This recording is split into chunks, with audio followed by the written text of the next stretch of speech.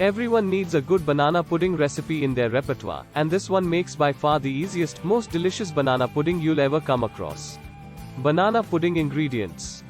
Our best banana pudding recipe is easy to make and assemble with convenient ingredients. This easy banana pudding recipe starts with vanilla pudding mix dissolved in cold milk. Like so many of the most delicious desserts, this banana pudding contains a can of sweetened condensed milk. Vanilla extract enhances the flavor of the banana pudding. Fold frozen whipped topping, such as Cool Whip, into the pudding mixture for a rich, fluffy texture. Vanilla wafers add more flavor and welcome crunch. Of course, you'll need bananas. Slice them up just before you assemble the pudding.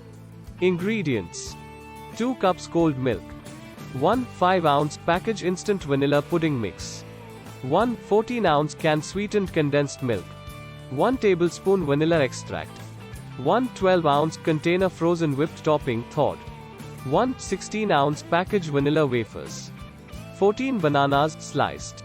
How to make banana pudding. Here's a brief overview of what you can expect when you make homemade banana pudding.